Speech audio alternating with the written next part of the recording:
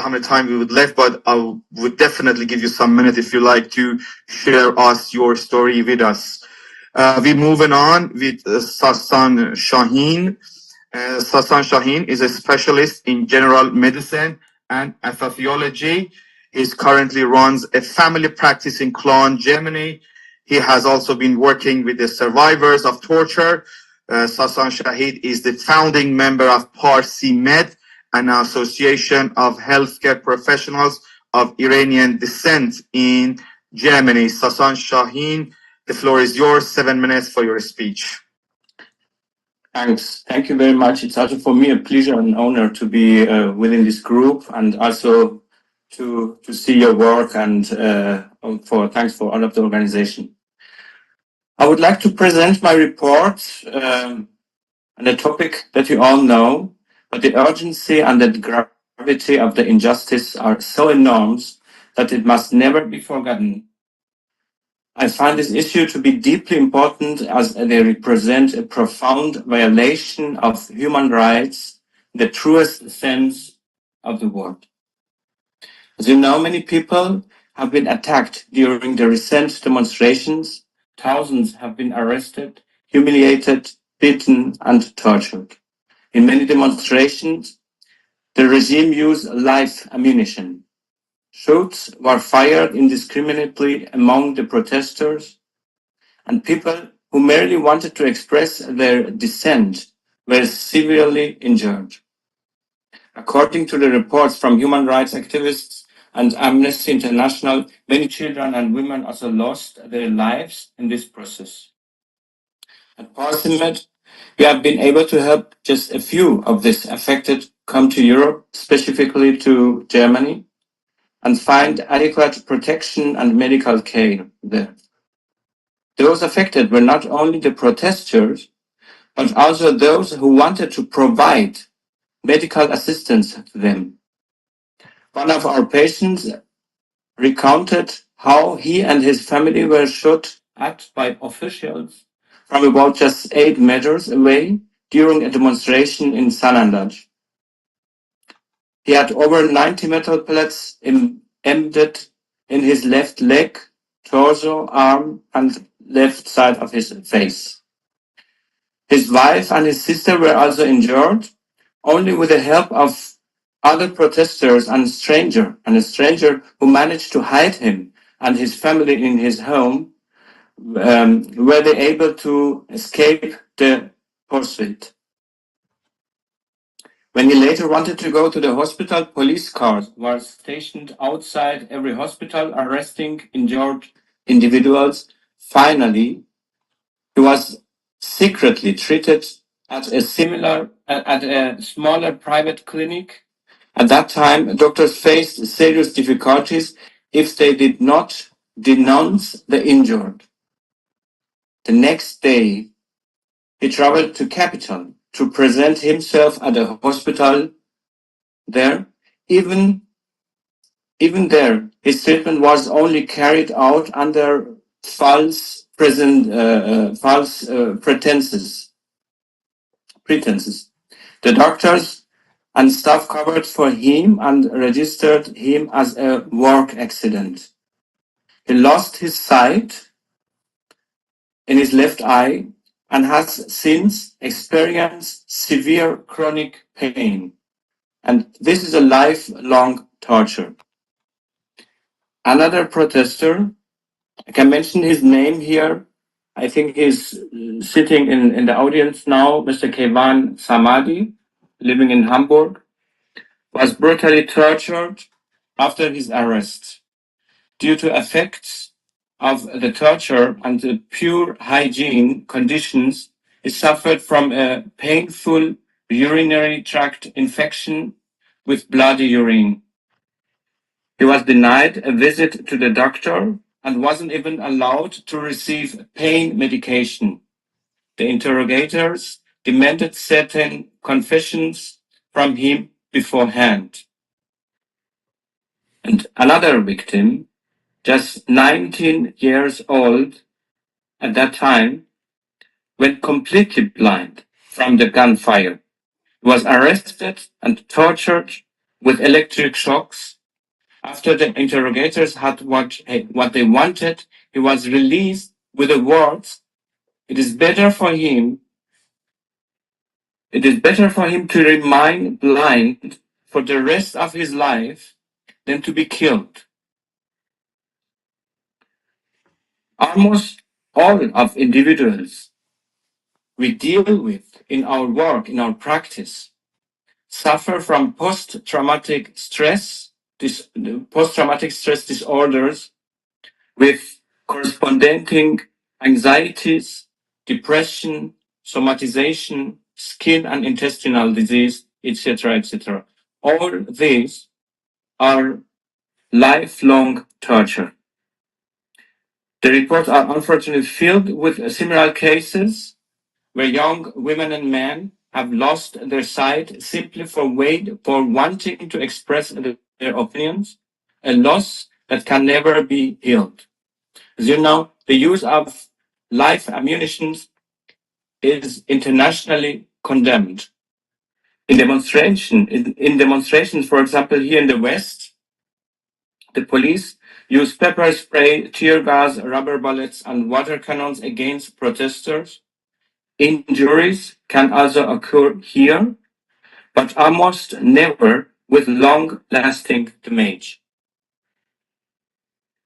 The metal pellets or consequences of torture lead to long-term damage and injuries that can only be removed through multiple lengthy operations. The pellets can become inflamed and need medical attention as soon as possible. Eyes in particular are very sensitive and often incur irreversible damage. Many injured individuals were too afraid to present themselves at the clinic for days or even months, fearing either arrest or trivial treatment resulting in permanent damage.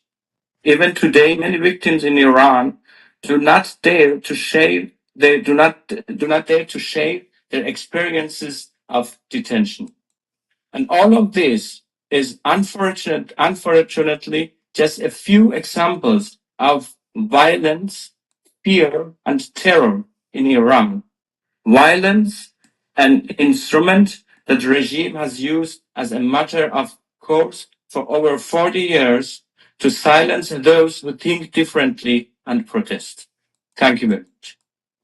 Thank you, Dr. Sasan Shaheen. Thank you for a very informative and impressive speech. Thank you for that. We're moving on with Naira Ansari. Naira Ansari, attorney, expert in international law and human rights, advocate, lawyer, specialist expert in private and public international law, public law and European law, and transitional justice, human rights advocate, and legal advisor of Pasarghat Heritage Foundation. She's a member of Human Rights Organization of Iran. Her interviews published on the websites such as Law Magazine, Our Rights, Human Rights Organization of Iran. Naira Ansari kindly sent us the translation for her speech, and you will have the English translation on the screen by my colleague Negar Naderi. Naira Ansari, the floor is yours.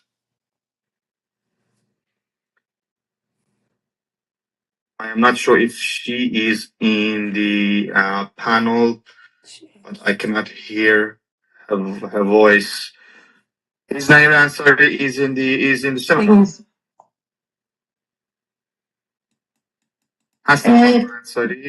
بله درود بر شما. من مشکل میکروفون داشتم. متشکرم ازتون.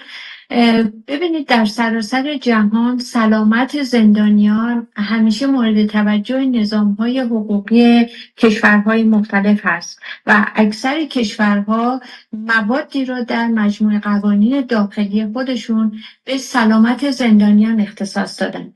وقتی سلامت زندانیان مطرح میشه مشخصاً اهمیت دوچندانی پیدا میکنه. دلیل این اهمیت علاوه بر مکان که مورد بحث ما زندان هست به عناصر حق سلامت برمیگرده. در بیشتر کشورها استانداردهای موجود در مورد وضعیت حقوق زندانیان پایین و در مواردی دهشتبار هست مثل ایران.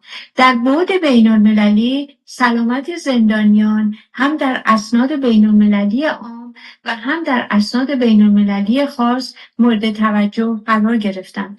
مقامات زندانهای در ایران با ممانعت عامدانه از دسترسی زندانیان بیمار به مراقبت‌های پزشکی حیاتی و امتناع از انجام تحقیقات در خصوص مرگ‌های ناشی از اعمال غیرقانونی و برقراری عدالت و پاسخگویی در حال ارتکاب نقض تکان دهنده حق حیات هستند. مقامات زندانها با ممانعت از اعزام یا تأخیر در انتقال اورژانسی زندانیان به بیمارستان در مرگ زندانیان نقش مستقیم داره و یا مسبب اصلی اون هستند. موارد نقض حقوق بشر در ایران اغلب به دلیل ترس موجه از انتقامجویی و سرکوب بی‌امان جامعه مدنی و رسانه‌های مستقل از سوی مقامات گزارش نمی‌شن. بی‌توجهی مرگبار به زندانیان بیمار، پیامدهای کشنده ناشی از رویه رایج ممانعت از اعزام یا تأخیر در انتقال اورژانسی زندانیان دارای شرایط حاد به بیمارستان از سوی مقامات زندان توسط نهادهای حقوق بشری بین‌المللی مستند شده. مقامات زندانیان رو طی دوران حبس خود از دسترسی به مراقبت‌های پزشکی مکفی از جمله آزمایش‌های تشخیصی، معاینات منظم و مراقبت‌های بعد از عمل محروم می‌کنند. محرومیتی که موجب وخامت عوارض بیماری‌های از پیش موجود زندانیان و تحمیل درد و رنج بیشتر بر اونها شده و در نهایت به مرگ‌های نابهنگام منتهی میشه. بهداری‌های زندان در ایران به امکانات مورد نظر برای رسیدگی به مشکلات پیچیده سلامتی مجهز نیستند. اونها فاقد نیروی انسانی کافی هم هستند و نه تنها پزشک متخصص کم دارند که در صورت نیاز برای 1 یا چند ساعت در طی هفته به بهداری میرن، بلکه حتی پزشکان عمومی واجد شرایط هم به اندازه کافی در بین اونها وجود نداره. در نتیجه زندانیانی که دچار موقعیت اورژانسی میشن و نیاز به مراقبت‌های پزشکی تخصصی فوری دارن باید به مراکز پزشکی خارج از زندان منتقل بشن. در بعد بین‌المللی سلامت زندانیان هم در اسناد بین‌المللی عام و هم در اسناد بین‌المللی خاص همطور که عرض کردم مورد تاکید قرار گرفته. بررسی رفتارهای مقامات مسئول در زندانهای ایران در خصوص مسئله سلامت محبوسان به ویژه زندانیان سیاسی بیمار میتونه از چند جهت قابل بررسی حقوقی باشه. وضعیت نامساعد و غیر بهداشتی زندانیان، محرومیت عامدانه زندانیان بیمار از خدمات پزشکی و درمانی، بی‌توجهی به وضعیت پزشکی برخی زندانیان و تداوم حبس اونها و همچنین فشارهای روحی که سلامت روانی محبوسان رو به خطر میندازه. برای نمونه یک جوان 19 ساله که در زمان دستگیری کودک بوده بر اثر بی‌اعتنایی به لخته شدن خون در مغزش که ناشی از ضرب و شتم در جریان دستگیری و یا بازجویی هایی که در 2 سال طی شده بوده جان باخته. در دوران حبس درخواست‌های متعدد او برای معالجه و درمان رد شده بوده. همچنین زندانیانی با زمینه بیماری‌های جدی یا علائم و نشانه‌های از آنچه که ممکن است مشکلات جدی برای سلامتشون باشه هم باید به طور مشابه برای دریافت مراقبت‌های پزشکی کافی به مرکز پزشکی خارج از زندان اعزام بشن. در حقیقت این یک نمونه از وضعیت بحرانی زندان‌ها در حکومت قرون وسطایی ولایت فقیه است. زندانیان یا مبارزان آزادی هستند که توسط نیروهای سرکوبگر به اسارت گرفته شدند یا قربانیان سرقت و چپاول ثروت‌های عمومی توسط سران حکومت.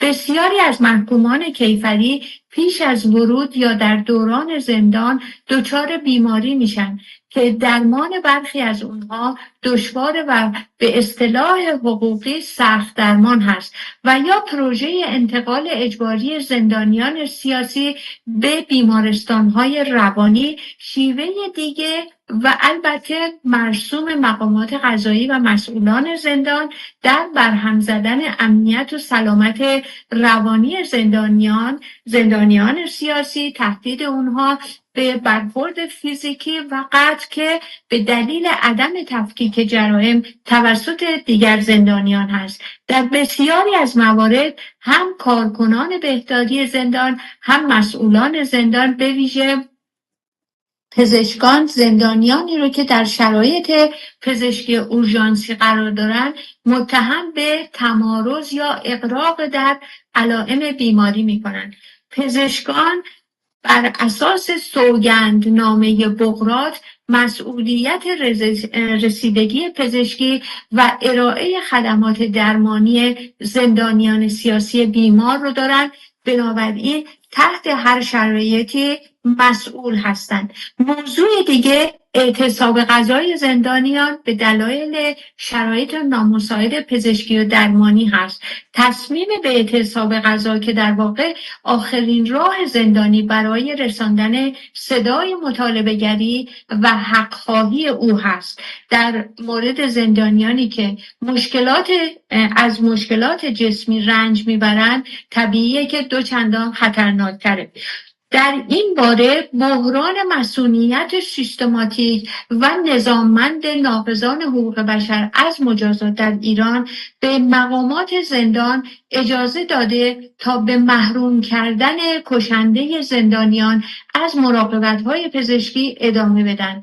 این بحران نه تنها با امتناع سیستماتیک مقامات از صدور دستور تحقیق که با ترویج روایت‌های خاص حکومتی برجسته میشه، روایت‌هایی که کیفیت خدمات پزشکی ارائه شده به زندانیان در ایران رو به عنوان نمونه یا بی‌نظیر در سراسر جهان ستایش می‌کنند.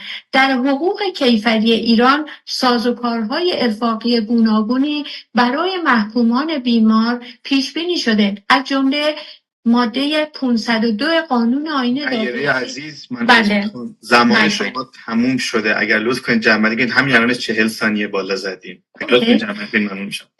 ببینید، با توجه به آنچه که من خدمتتون عرض کردم، مسئله این هست که نهادهای موازی که مثل وزارت اطلاعات و امنیت، سپاه پاسداران انقلاب اسلامی، سازمان بسیج دانش آموزی و دانشجویی، حراست قوه قضاییه، همه اینها مسئولیت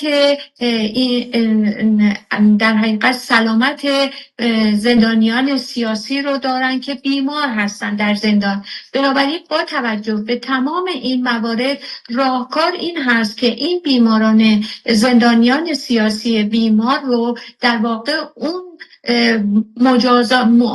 حکم معافیت از مجازات رو براشون صادر بکنن و یا تغییر در نوع مجازات رو برای اونها در نظر بگیرن که جنبه پزشکی قضایی داشته باشه. متشکرم ازتون. Thank you very much. Thank you for your speech, Nayera Ansari. I would like to mention that the translation was removed by our technicians due to the fact they would like to have your screen, Nayera's screen, instead of the translation. However, the translation is mentioned in the chat, and on the edited version, the translation will be shown on the video. Thank you very much, Nayera Ansari, for your informative speech. Thank you so much. Moving on to the last speaker, Shiva Mahboobi. Shiva Mahboobi is the former political prisoner, psychotherapist, spokesperson for Campaign to Free Political Prisoners in Iran, and founding member of Global Network to Free Political prisoners in Iran. I would like to point out after Shiva Mahboubi's speech, we will actually watch a short video, and then we move on to Q&A section. There will be time for the audiences to ask questions or share their ideas about the points being mentioned and covered during the seminar, or if you'd like to add something, they will get a chance and time to express their opinions. The last speaker, Shiva Mahboubi, the floor is yours. 7 minutes, please. Thank you so much, Milad. Hello, everyone. It's really, I know that if we have hours and hours, we still need time to speak more about different aspects of this brutal torture. So basically, I guess this is the most comprehensive seminar I have heard about the deprivation of depriving political prisoners from medication, because it's from every aspect when you look at it, it's actually attack to the humanity, to dignity of that person, to the livelihood of that person. So we know that for all these decades, political prisoner has always been deprived from medication. Myself, as a former political prisoner in 80s, I was often actually deprived from medication for punishment. And the point is, like, as we know, it's getting more and more and more systematic. Like, if I take you back a little bit, I think the first time our campaign to free political prisoners noticed this is a matter that needs to be addressed urgently, it was in 2010. Meaning 25 years ago, we speak talking about all these atrocities. So 2010 was the first time actually we got some reports from Rajai Shah prison. It was the first prison that sent us some information, and it was a bit shocking. Of course, at the time, there wasn't that much of a social media, etc., but still prisoners actually took initiative and sent all these reports. And I want to read you just a paragraph of a letter from, at the time, Behruz Javi Tehrani, which some of you may know, that sent out from Rajai Shah prison about a case. He spoke about, in the letter, he spoke about how the guards are humiliating and insulting the prisoners, how getting medical treatment is a privilege. But most, I think what broke my heart really was the part that he said, I know of a Sikh prisoners in the solitary confinement cells of Ward 2 named Dariush Arjaman, who has been held in solitary for 2.5 years. He is infected with AIDS, and for a long time, the prison doctor has stopped giving him his antibiotics so that he dies sooner. He is not even been given betadine or ointment or anything like that, any essential thing for his wound, and not even allowing to take shower. The guards are afraid to open his cell door and take him to the toilet or the shower. Even the light bulbs in his cell is not working anymore. But no one goes and see that until Dariush died. None of us knows Dariush. I'm saying this because that was in 2010, 25 years ago. Many like Dariush died, and we don't even know their name. The first time we started publicizing this issue, it was in 2012, when we started the campaign, Don't Let Their Heartbeat Stop. And again, getting more reports from Rajai Shah prison, and bravely send us all this, which we shared with at the time, with the external part of the European Union. In some of these cases, which I'm sure is familiar still, sadly, it was like how basically family need, as Ismail Abdi mentioned, take medication, make appointment, and despite that, they don't take their prisoners to basically for their treatment. In one of the reports, it says in Rajai Shah prison in 2012, which says that in 50 patients, 50 political prisoners were seen in half an hour by so-called doctors of prison. So it's a lot. I know it's been mentioned, but what I'm trying to say, this matter has been there for a very, very long time. So it just shows how systematic and how intentional this torture has been used. Another different, basically, forms of this torture, which again, Ismail Abdi mentioned, one of the things was like how the diet of the basically prisoners, because imagine it's not just deprivation from medical treatment, it's also the condition that the prison authority provide, so the prisoners get iller and basically die eventually. And then they announce that, well, you know what, the prisoner died because of natural causes. They never say actually they died because of basically we deprived them from medication. And the other thing, like for example, they used to do, and I'm sure they still do it, like they used to taking prisoners to outside specialists in some cases, only subjected to more humiliating strip search when they return. So then in that case, the prisoners would say, we don't want any medication. We'd rather not go to the hospital, but not be humiliated. In some cases, they would tell them the only condition you would go to outside specialists is by wearing uniform, and political prisoners tend to protest against that because that's a way of humiliating them. Ismail Abdi also rightly mentioned, this is not just about political prisoners, it's about all people that maybe the most deprived people who've been held in prison under the pretext of drug, etc.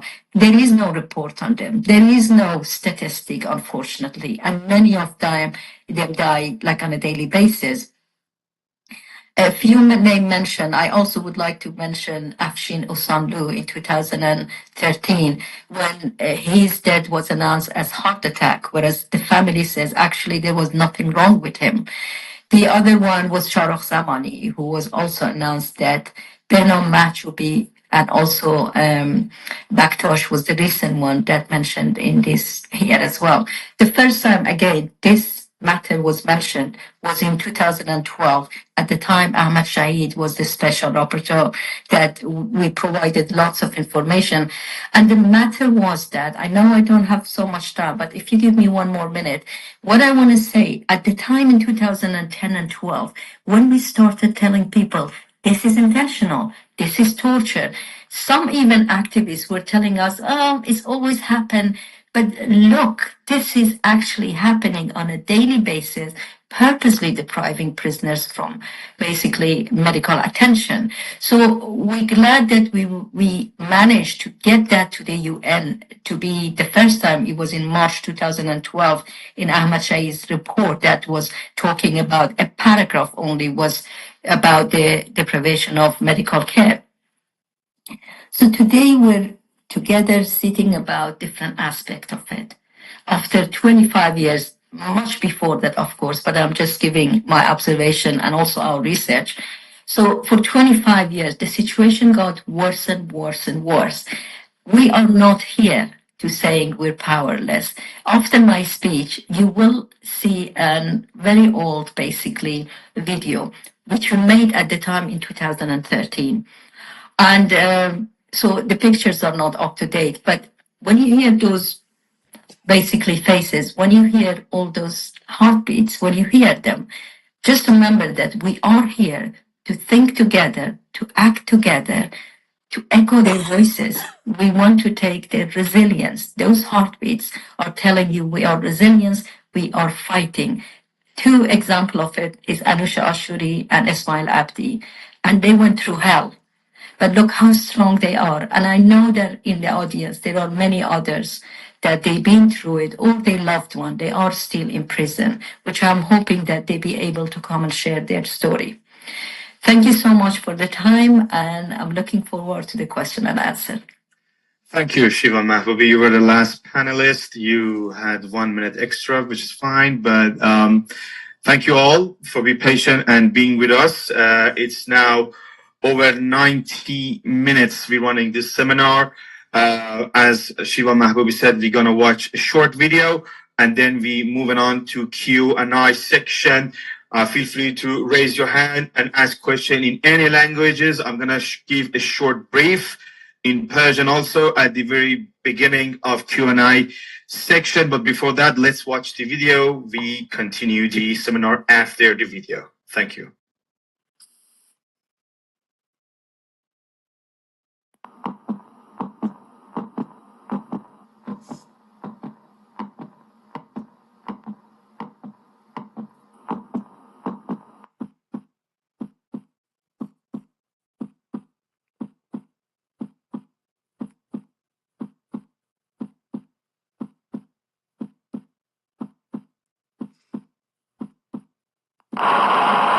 The regime in Iran has devised a new method of executing its political prisoners silently by denying them urgently needed medical care, usually required for injuries sustained during torture or pre-existing medical conditions.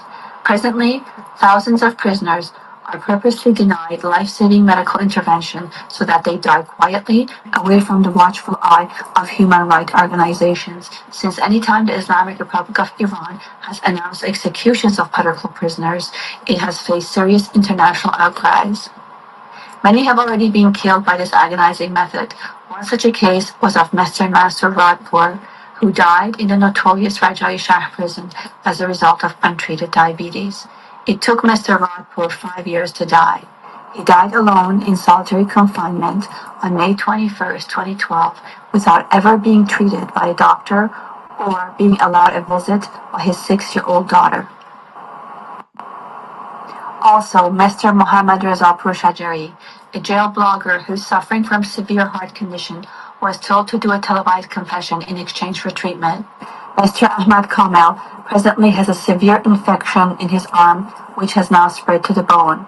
He's in constant excruciating pain and in need of immediate surgery and painkillers. It is believed that his injury was sustained during routine bouts of torture administered by the authorities in prison.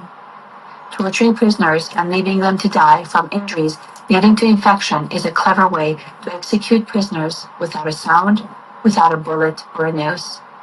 It is then reported by the authorities that the prisoner simply died from natural causes while serving time. We ask that you do not let their voices die. We ask that you do not let their heartbeats stop.